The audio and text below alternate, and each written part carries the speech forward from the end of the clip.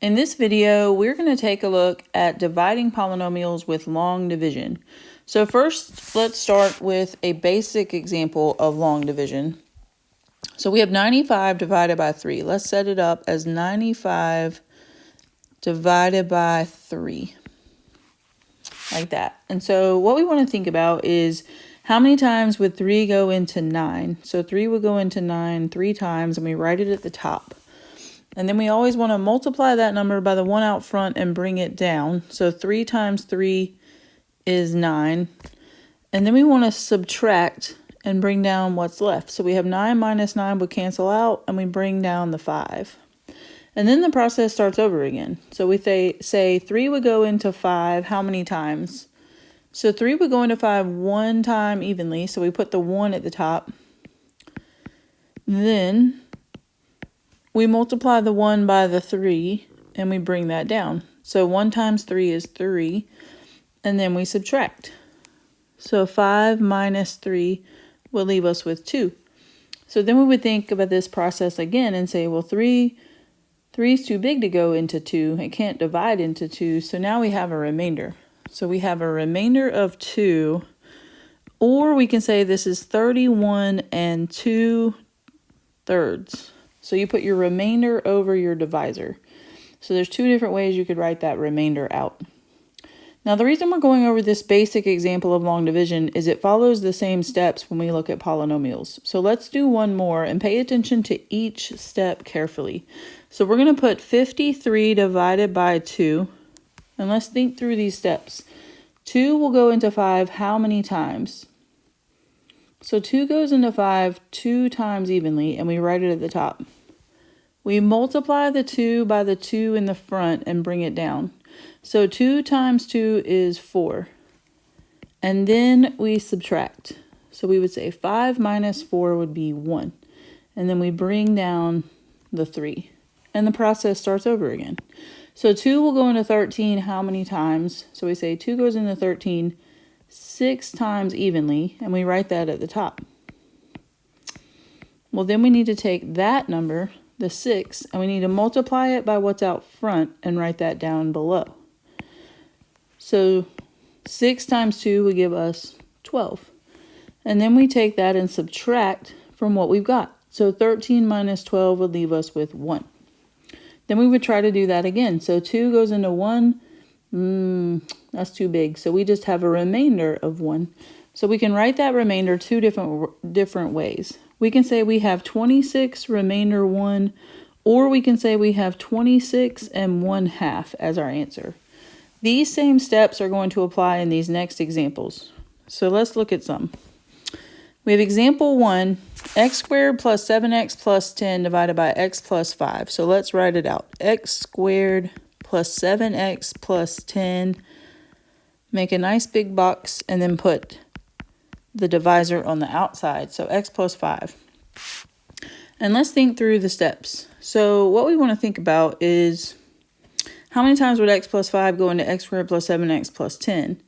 But that's kind of challenging because it's a lot of variables. So let's just think of it this way. What could we take and multiply by x, that first term, to give us the first term in our dividend? So we would say x times x would give us back x squared. So let's take what we wrote and multiply it by what is out front and bring that down. So x times x would give us back x squared, and x times 5 will give us back 5x. All right, so then we need to subtract, and the front 2 should always cancel out because you're trying to make this polynomial smaller by dividing. So let's combine what we have now. 7x minus 5x would be 2x, and then we can bring down the 10. All right, so let's think of this process again. So x, that first term out front, times what would give you the first term in our new step, 2x plus 10. So x times what would give you 2x. So that would be positive 2. We write it at the top. Then you multiply that by what's out front, and you bring that down. So 2 times x would give us 2x. and 2 times 5 will give us 10. And then in the next step, you want to subtract both of those terms. All right, and so the first two should always cancel out, and then you see what you have left. So we have 10 minus 10, so we have 0 left over. So we just end up with no remainder this time, but sometimes we do have a remainder. So our final answer is x plus 2. All right, let's look at another example. So notice this time it says 50k cubed plus 10k squared minus 35k minus 7 times 5k minus 4 to the negative 1 power. Well, with exponent rules, if we were to fix that negative 1, we would want to move it down here to the denominator. And so what happens is that means that you're dividing. It's just another way they might write it.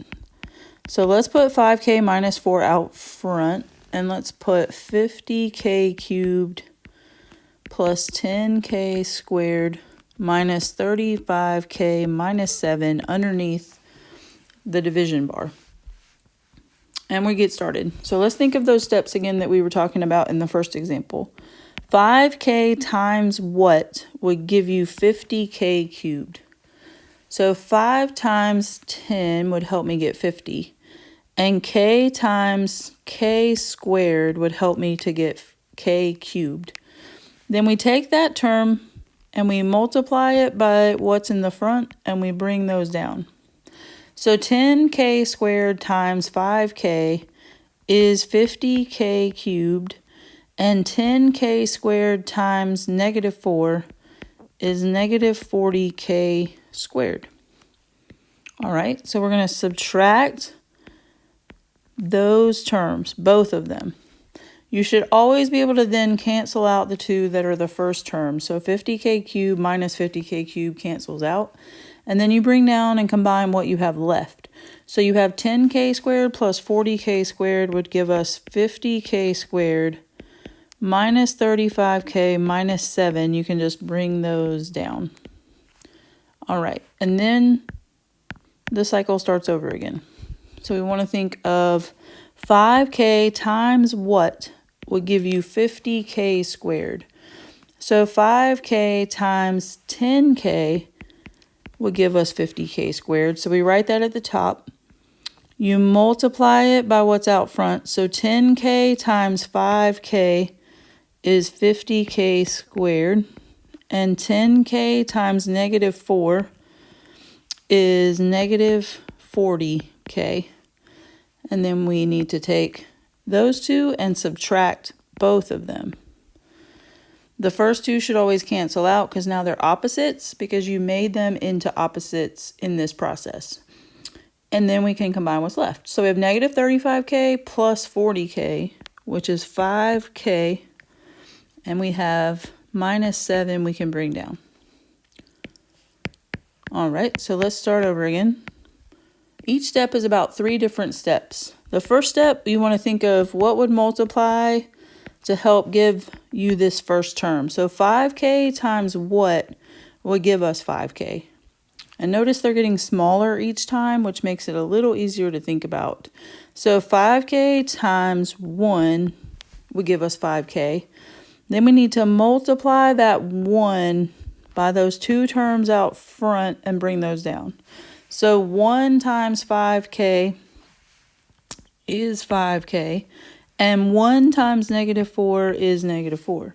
And then you want to subtract both of those terms. The first two should always be opposite, so they cancel out. And then you combine what's left. So negative 7 plus 4 is negative 3. And now what's left is too small for us to divide again, and so we're finished. We just have to write out the answer. So what we've got is this is our quotient. We have 10k squared plus 10k plus 1. And sometimes you'll see remainder negative 3. And sometimes you see it as minus 3 over 5k minus 4. And I want you to practice that one because that one is harder to write because it just takes a little more work. But either way, you technically have the same answer. but I like for you to write the remainder over the divisor to practice. All right, I think we have one more to look at. So example 3, let's set this one up. So we have 4g squared minus 9, and we need to add in what's missing right here, because what's missing is the g term. So let's put 4g squared plus 0g minus 9 instead. It'll just help, and you'll see why in just a minute once we get it divided.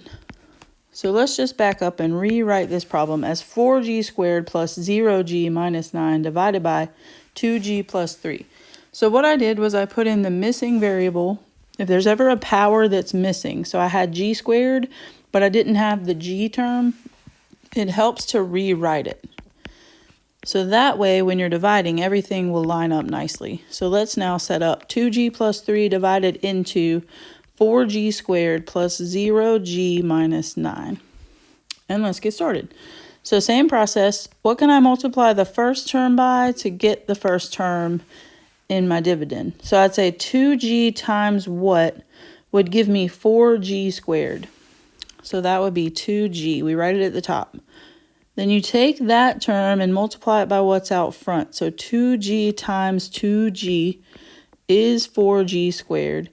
And 2g times 3 is 6g. And then we want to subtract both of those terms in that next row. The first two should always be opposites because that's what you just intentionally made them. And that would always cancel out. And then you have 0g minus 6g. So that's negative 6g. And then minus 9. All right, so let's start over again. So 2g times what would give us negative 6g. So 2g times negative 3 would give us negative 6g. So let's multiply negative 3 times 2g and bring down negative 6g. And negative 3 times 3 is negative 9. In that next step, we want to subtract. So since they are negative, subtracting negatives make those into positives. So then the first two should cancel out each time. And in this case, negative 9 plus 9 also adds up to 0. So we just don't have a remainder this time. Sometimes we do, sometimes we don't. So our quotient is 2g minus 3. Whenever you have a division problem that comes out evenly, we say we have no remainder. And we can also say that 2g minus 3, what we got, and what we divided by, 2g plus 3, are factors of what we divided into because they came out evenly. So they're factors of 4g squared minus 9. So that's a very important concept when we're dividing. So keep in mind when they come out evenly that what you get and what you divided by both are factors of the polynomial.